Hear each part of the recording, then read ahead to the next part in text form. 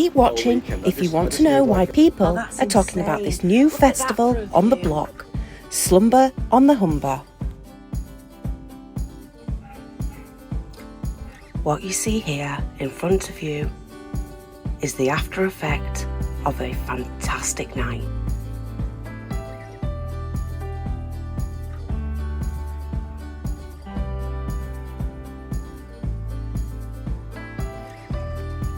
As the sleepy festival starts to wake up, I think we're in for a great day.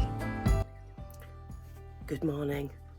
I'm rough because last night we went and we sat in the festival field down in the main arena.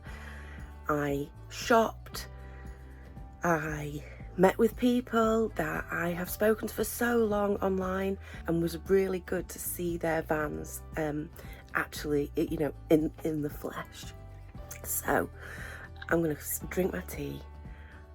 I'm going to let the gin and the fizz run out of my bloodstream, and later today I have got a talk going on in the acoustic tent on Vanlife in Europe.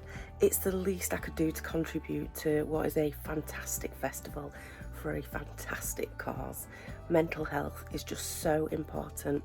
It's not something I talk about much on my channel, but it's so close to me and my life journey that, you know, it made sense to come and support this brilliant cause. And don't worry, if you can't make it, you can buy a cup, £2.50. Brilliant idea.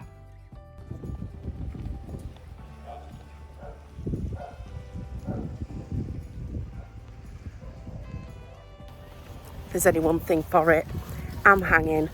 I'm off for a sound bath. It's running out now. You got some more? Yeah.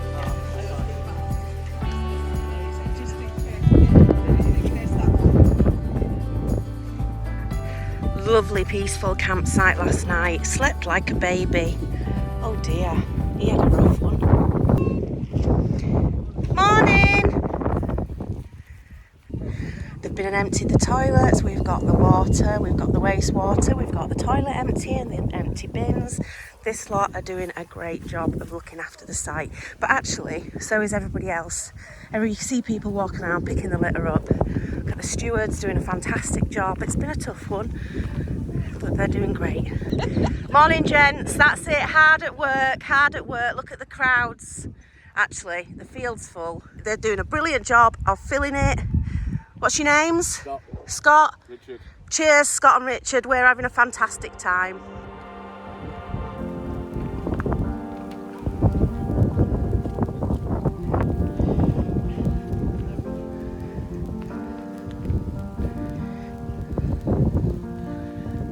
Oh, there's the ferry I was on back in February on my way to Amsterdam. I've got the bodyboard in the van.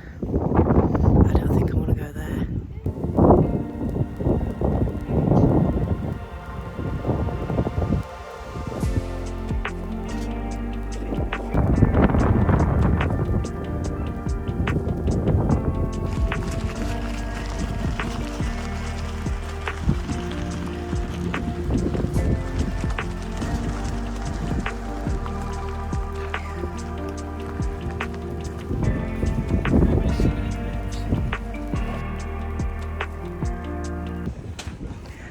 Look at the queue. I didn't bring a mat. Oh, okay. Spare mats. This is exciting.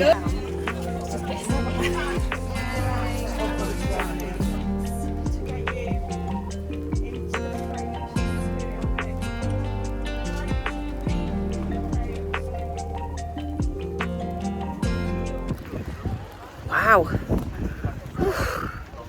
The drums were intense. Well, it wasn't just drums, it was all kinds of different percussion, and there was one thing that she was waving about that sounded like the waves. There was triangles. It was a proper chance to zone out. I was just saying to one of my friends who I was with, I really struggle to switch off. I really struggle.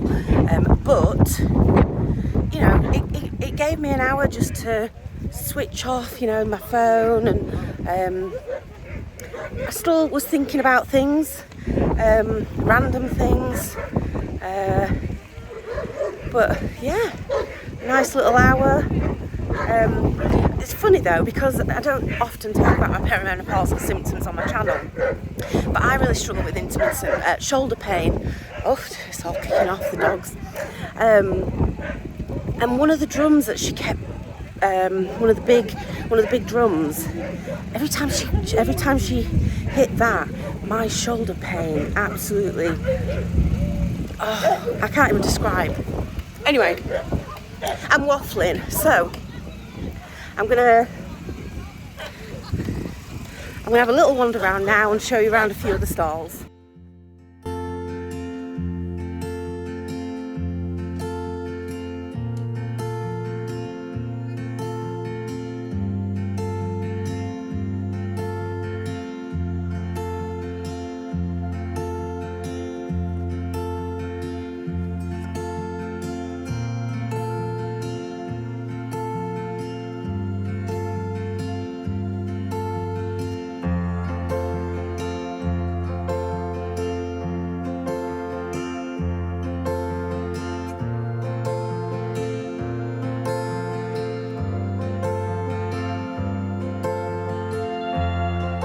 Good morning.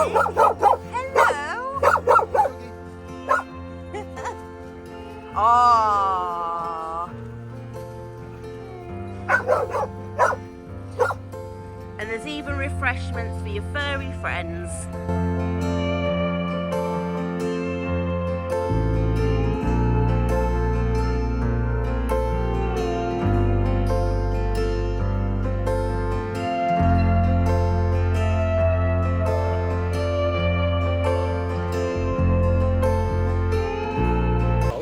So I've just bumped into Lee, who is the organiser of this absolutely fabulous event. I didn't film last night, I've already explained. I was getting drunk, Lee was busy working, putting the hours in.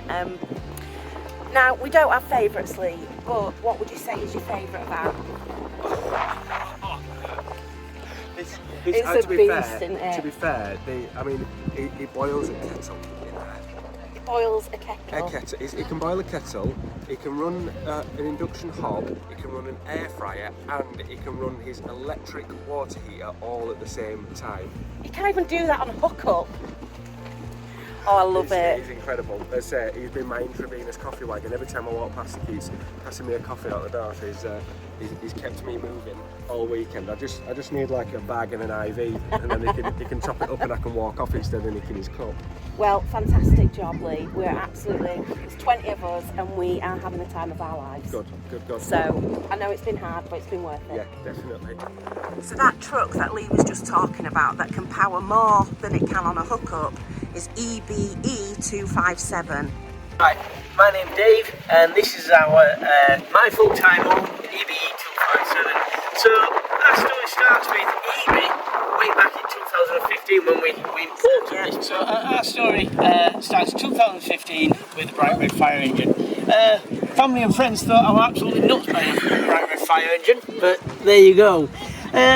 We didn't know much about the vehicle, apart from she came with a crest on the door, which is a wild boar running through the forest, and then up on the roof all the letters EBE 257. So we can see on the door here, we've got the crest and so on. Now my missus did a little bit of Googling, and we found as first photo of EBE, which is this one here. As you can see, some sort of celebration going off, and we contacted the Facebook group, and this was a small town called Martistatten in Germany. Germany. And we said, well, this is your fire engine? And they turned around and said, yes, she was our fire engine for 20 years. So they said, would we like to see some photos? So they actually sent us about 40 photos of working history of the truck. So we've got everything from like actual incidents, accidents, and training days. So she's got some memories. Yeah. And basically they said to us, next time you're passing, you must call in. So we said, right, we'll take you up on that one. so back in 2016, we started doing the conversion. So the fire engine back came off. We started doing all the LPG work, the black tanks, the grey tanks. This is the box going on, and this is me cutting the doorway out just here. Did you get nervous? I think it was a big job, yeah. I think I look at it now, I think it's more daunting doing, you know, if I were going to do it a second time than what it were then. Then it was like, right, don't go, let's get it done. And, you know, I think now I look back and it was just, yeah, a little bit of a, I don't know, fantasy at the time. It was just a case of get it done and get it dusted. So the Achilles heel with most camper vans, as opposed to something like this, is the weight they can carry. So this is a 12-ton vehicle, and we're running around about 9.5, maybe 10 tons, which means that we've got 2 tons spare. And living in this full time, it means that we can have not just the lightweight pots and pans, we've got all the steak grills, we've got the pirates. So if you want to give these guys a follow, oh, you're on TikTok as well. I'll give you a follow on TikTok. I'm trying to break. So I'm here. It's blustery. The hair. Yeah. I'm here with Conrad, who is 6 in a bus.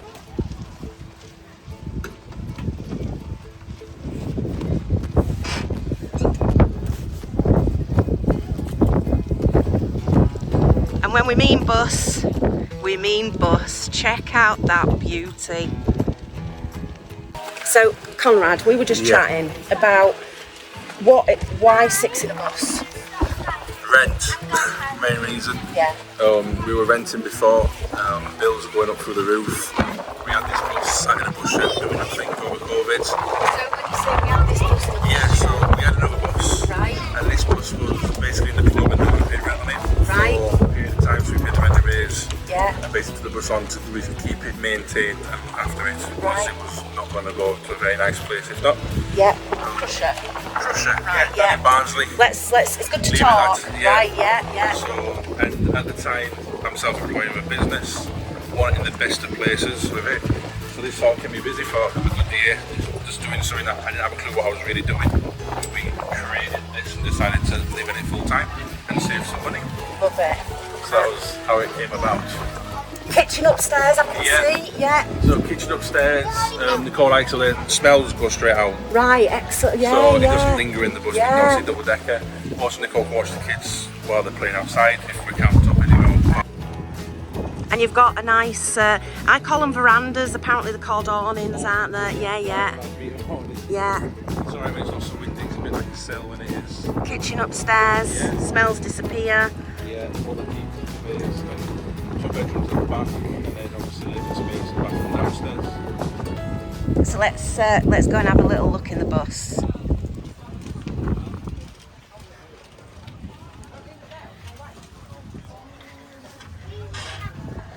Oh, it's even got the original seat left in it. Yeah, that is the original seat. Oh, I love that. Oh, I really like We that. kept that in. It's over the wheel arch, there's not much we could have really done with the space. Yeah. We kept it, obviously, because it is a bus, they don't have to have seats as they're travelling. So 3 of them sit Right. there, the rest sit at the back. And you've got your bathroom. Yeah, so bathroom is in here, and the shower at the back. Love it. Oh, you've got a separate shower. That's my dream. Yeah. Generator under there. Yeah, generator underneath there. Entertainment, all stuff in there. This is a proper little living room, isn't it? Reading area, and then at the back's a garage. Yeah. Tools and everything like that. For your beer. Yeah. Right, I'm going up the steps. It's like it is. It's the bus. We just went on the bus last week at Scarborough, the double decker, and I had to go at the back, obviously upstairs. Obviously, wardrobes on the left here, and then kitchen at the front. Oh, that's insane. Look at that for a view. Oh, I love it. You got your air fryer. Excellent. Yeah. There you go. Windows, spotting windows. People watching windows. I like the ivy as well, you know, being a female. It touches up my back foot. Oh, wow. And then you've got 4 bunk beds in the back. Everyone says they look really small. No. That's a full-size bed, just a bit narrower, but that is ace. There's 2 more then, and there's the adult bedroom around the corner. Oh my gosh, yeah, I didn't even think. Look at that. Oh my word.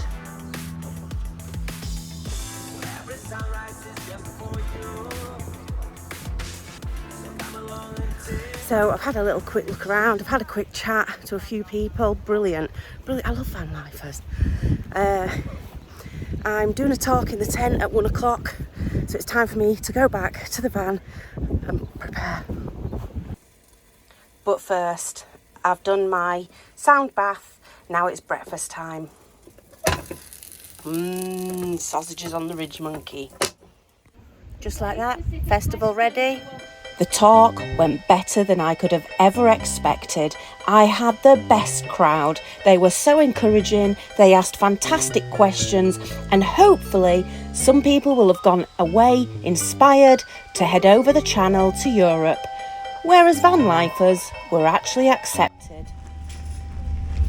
The end.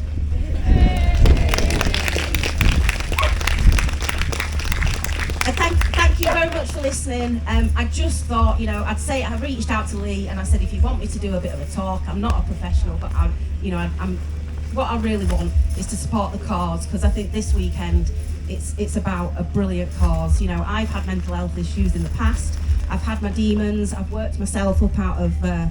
So absolutely brilliant, Lee and the team. Massive clap for those. I think it's a fantastic festival. Talk done.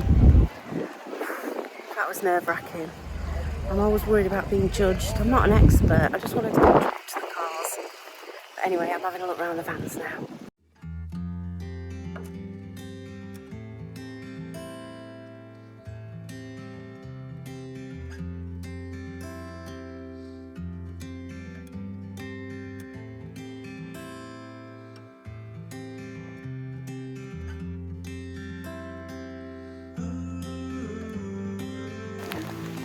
It was forecast, so luckily I managed to get my coat on in time. I'm just going to run back to the van and hide out of the way for a bit till it passes.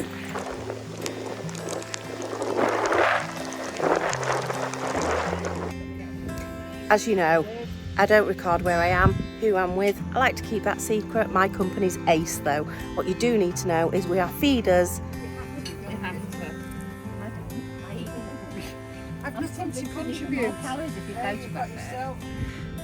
And we're really healthy, we even eat salad. And I'll be taking those home to recycle. I've only had a couple of wines. No, you're right. But there's 2 peacocks in that tree. Look, come here. Oh yeah. Oh, good eyes.